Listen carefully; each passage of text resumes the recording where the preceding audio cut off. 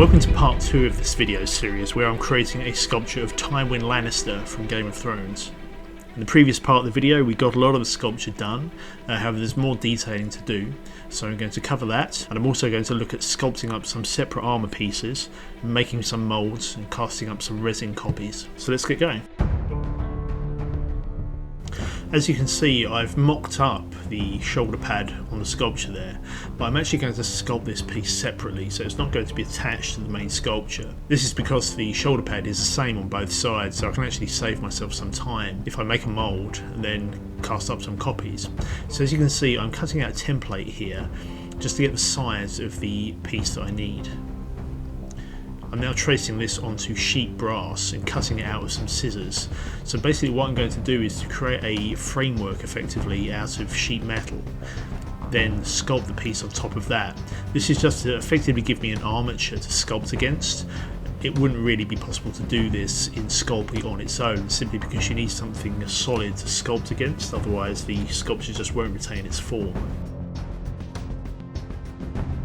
So what I'm doing here is just cutting out some pieces of brass and gluing them together with super glue.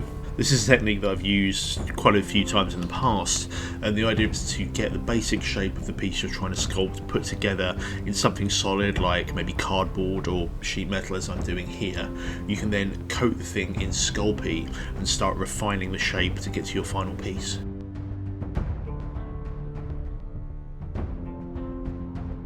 So now that I have my brass framework completed, what I've done is to cover the whole thing in Sculpting and to cook it with a heat gun. So what I now have is the basic form of the shoulder armour. As you can also see, what I've done is to glue a piece of wire around the edge of the piece. The reason I've done this is because it's quite difficult to sculpt a sharp edge, so I thought it would be useful to have a metal piece that I can sculpt against. The useful property of Sculpting once you've cooked it is the fact that you can actually sand it down, so I found that quite useful for doing armour pieces where you need a nice smooth finish. And as you can see here, I'm using a Dremel grinding tool to further sand down the piece. I'm using this because the metal backing requires something a little bit more powerful than simply a hand file. Nevertheless, this is helping me get quite a nice sharp edge on the back of the armour.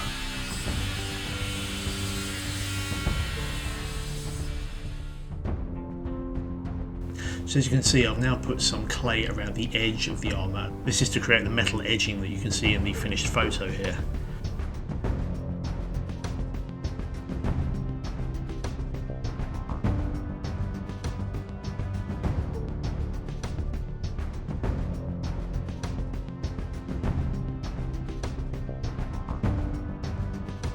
I'm also now coming on to sculpt the lion sculpture, which is sort of the definitive look of the armour, I think. This has taken me quite a while to get right, actually. The reason being is it's quite an unusual shape. You can see the mouth has got this quite interesting kind of shape to it, and I found it quite difficult to get this looking serious and not make it look like a bit of a comedy lion. Nevertheless, sort of getting there. I also found this a little bit difficult to do, so I couldn't find many reference photos to actually use. I've also rolled up some milliput into balls and just pushed a round tool into the centre of each to create a indented pupil. I find it easier to have a hard eye to sculpt against, simply because you've got to do eyelids and that sort of thing, and it's useful to be able to press against the eye without deforming it in the process.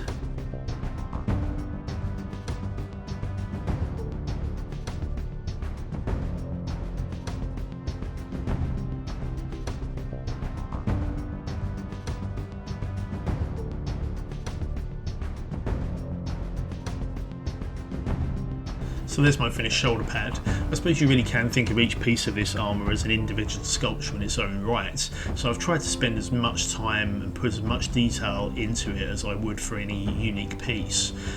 I find that it's the overall level of detail in each section of the model that really sells the overall piece, almost as if it sort of becomes something more than the sum of its parts, and the way you get there is by including as much detail as you possibly can.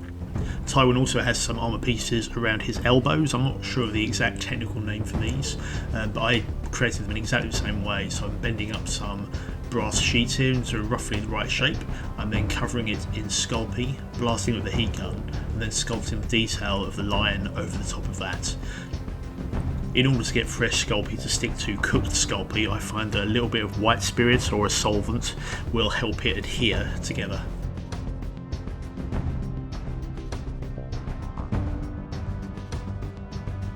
So I'm now coming on to making moulds of my sculpted armour pieces, and as you can see here, I've embedded both in some Chavant oil clay. I'm also creating an enclosure around the sculpted piece using some cardboard, and you can see I've put a line of Chavant around the base as well, and I'm pressing the cardboard into that. This is just to make the piece watertight so that I can pour my silicone in and it won't escape. I'm also just heating up some Chavant with a heat gun and pressing that around the outside of the enclosure as well. This is just to make doubly sure that the enclosure is watertight. The last thing you want is to have poured your mould making silicone in and then find that it starts leaking halfway through. I've had that happen before and it's a bit of a nightmare. So if you've seen me make moulds in the past in my previous videos, this will be quite familiar. I'm using some white mould making silicone. This is a T28 which I get from Tarantes in London. It's a condensation cured silicone, which means that you measure out the proportion of silicone you want, then you add a certain percentage of catalyst, mix that in, and that will cause the silicone to cure. Now in a previous video I spoke about using a vacuum chamber to degas the silicone. What this does is to remove air that can be introduced to the silicone during the mixing process. If there's air bubbles in your silicone, it can interfere with the mould that you're making. Now unfortunately I don't have access to the vacuum chamber at the moment, so I'm going to use a previous technique that I've used in previous videos, and that's simply to leave the silicone for 10 to 20 minutes to allow the air that's been mixed into it to escape. So now that my silicone is ready to go, I'm now pouring that into the mould. I'm pouring it slowly, making sure that there is ample time for the silicone to move over the model and not trap any air as it goes.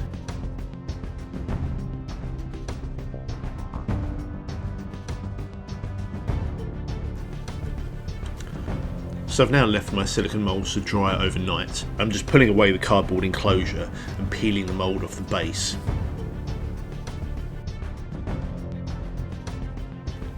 There we go, it's looking pretty good. I can't see any obvious air bubbles in here, which is obviously a big problem if they do occur, but this is looking pretty good. And same for the elbow pad as well. So the next step now is for me to mix up some resin and cast up some copies.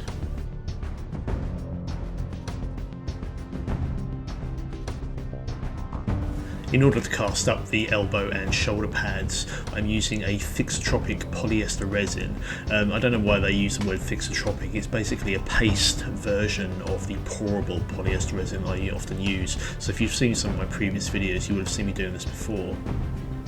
I'm mixing in a black pigment here so that the resin is tinted black, and that'll just give me a nice dark base colour that I can paint against. Now, as I said, this is paste, so it's not going to pour, so what I'm doing is just using a spatula to basically paint it into the mould. I'm being quite careful to avoid air bubbles here.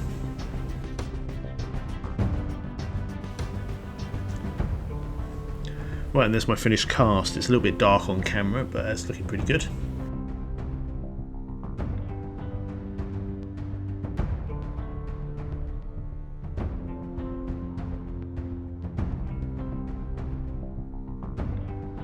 So I'm now turning my attention to doing the feet, and similar to the armour, the boots are going to have a hard edge to them, and that's going to be the sole.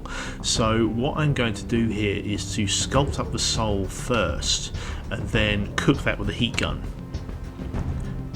This will then give me a hard edge to sculpt against, so I won't run the risk of deforming the sole as I sculpt the rest of the boot.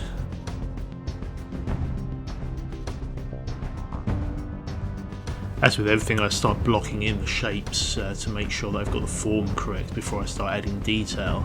For feet, you should find that the length of the feet is exactly one head length long. So I mentioned in a previous video that a figure could be divided into 8 head heights. Well, you'll find that the length of the boot should be exactly one head height, which in this case is going to be about 2 inches. As with everything, you do need to add as much detail in as you possibly can. Boots obviously have quite a lot of detail depending on what type of boot it is. So as you can see here, I've added some additional leather straps and some metal rings, which I've created just by bending some wire around a screwdriver. I've also added some straps at the top with some buckles as well, and again these were just made by bending some wire.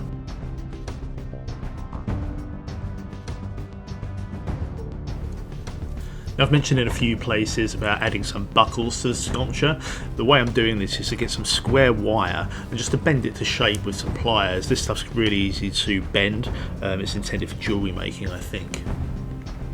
As you can see, I'm sculpting a belt here, and it's quite possible that we won't actually see this belt in the final sculpture. I'm not quite sure, it sort of depends how the armour lays on the model. You might see a hint of it, it's certainly not going to be prominent. I mentioned before though that the sell of this sculpture, and hopefully sculptures like it, is the level of detail and the overall texture of the model. The more detail you add in, the more realistic it's going to look.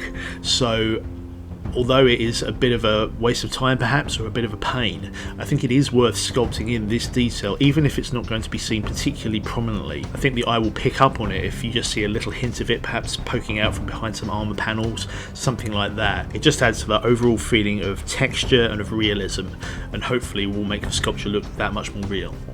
That's my hope anyway.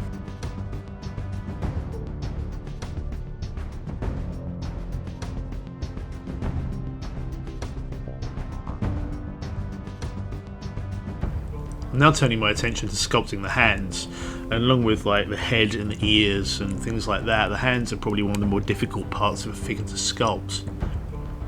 In the previous part of this video series I looked at making some hand armatures, and that's really essential for the sculpture to maintain its form. You need that underlying skeletal structure effectively to hold everything in place.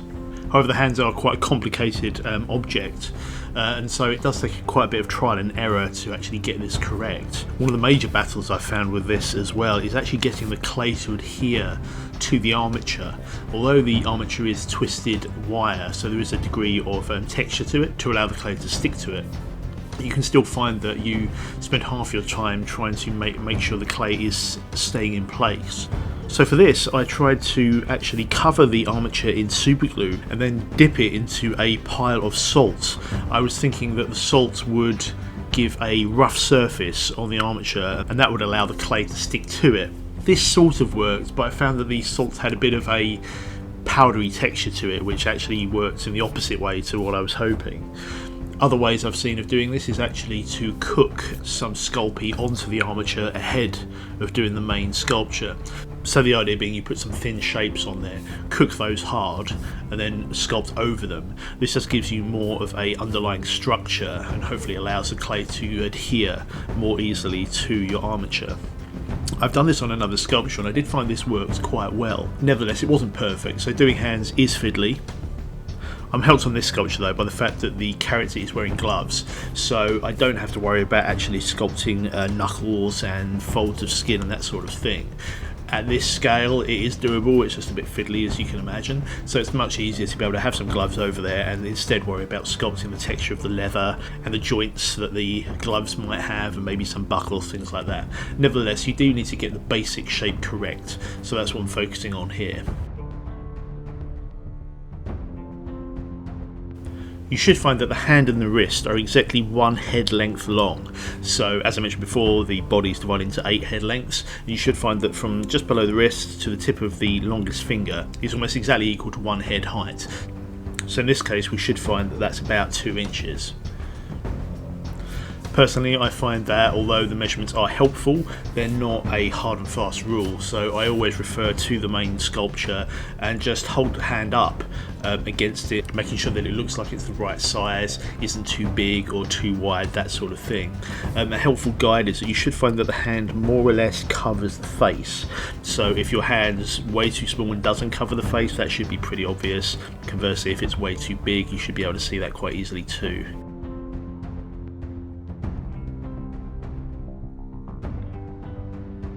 Now this part of the model is a bit of a conceit on my part, in that the costume you see Charles Dance wearing in Game of Thrones doesn't actually feature any chainmail. However, over the years I've had quite a few goes at making chainmail for various models and various costume pieces, and as you can see I've got a bit of a selection here. So just to add to the realism, I'd love to actually include some in the sculpture. Now the way I make this is simply by winding some wire around a spindle, chopping it into individual links and then putting it together. I won't go into exactly how I do that, but you can find patterns online as to how you do this. I actually find it quite therapeutic. It's a little bit like knitting, I suppose, but with metal.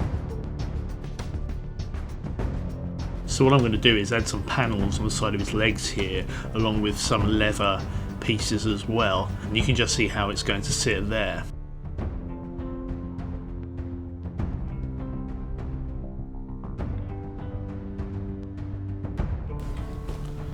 I'm now coming on to do some more work on the head, and as you can see, it's really just a case of adding very tiny blobs of clay here to try and build up the likeness as best I can. I mentioned in the previous part of this video that likenesses are very difficult to do, so I don't think I got the Charles Dance look 100% here, although I think it was recognisable as him. Doing likenesses is just something that requires practice, so I'm happy that I got somewhere close, and hopefully the next one I try will be even closer. It's worth identifying key features of a particular person that you're sculpting. I noticed that Charles Dance has actually quite a large nose and also some quite large areas under his eyes, which sort of gives Tywin Lannister that sort of, I don't know, sort of old evil guy type look. So I'm trying to replicate that as much as possible. He also has quite a prominent bone structure, so I've tried to work that in too.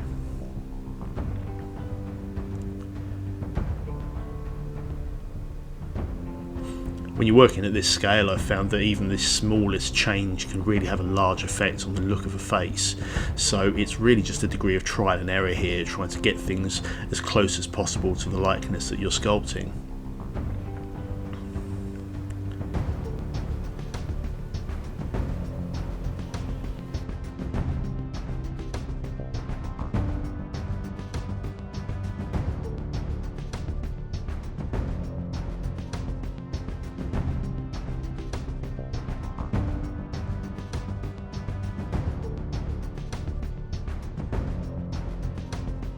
Now, one thing that Tywin Lannister has plenty of in the show is stubble, so what I've done here is to add a slightly raised area around his lip and mouth and face, just to simulate where the hair would be. And as you can see, I'm coming in with a stiff brush and I'm just stippling into the clay to try and get a stubble texture.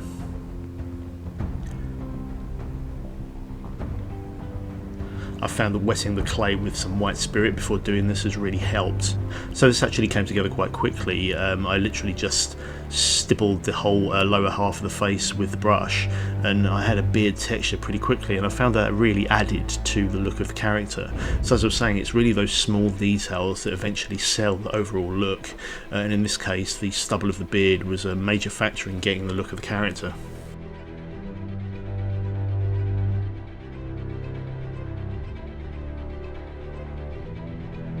The final detail that needs doing here is the ear, and ears again are a very complicated shape, a bit like hands and faces, and it really does just take practice, because I can guarantee they don't look quite like you think they do. So it really is an observation task, and I recommend getting as much reference as you possibly can and practicing before you do your final piece. You may notice that I'm using a ball tool here, and I find that that's a much easier way of getting the shapes to flow together, more than a hard-edged sculpting tool would allow. I'm also using a brush to brush down the sculpting with white spirit. Again, I find this is a helpful way of getting the shapes to flow together. It's quite an organic shape, so I think you need that.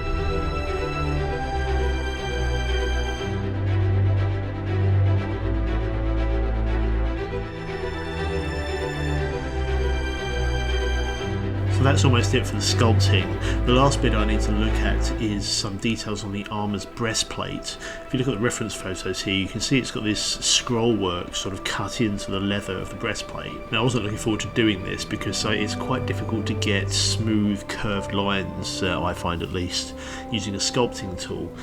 However, I just started having a go at it, freehanding it as best I could, and it actually came out okay. I just used a tool to cut in the basic shape and smoothed it down again with some white spirit. I've also done a small lion's head here for the chest, which is something that's also in the full version of the armour.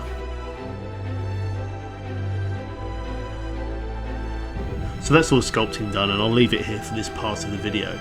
In the next part of the video, we'll look at putting everything together and producing the final piece. So thanks very much for watching, and I'll see you next time.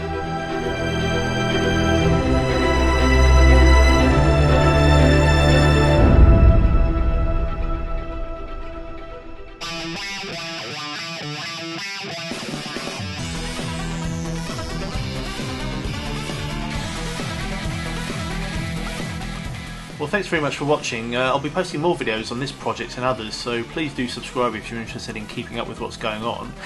You can also find out more on my website, which is www.thedarkpower.com, or you can find me on Facebook. Just search for The Dark Power.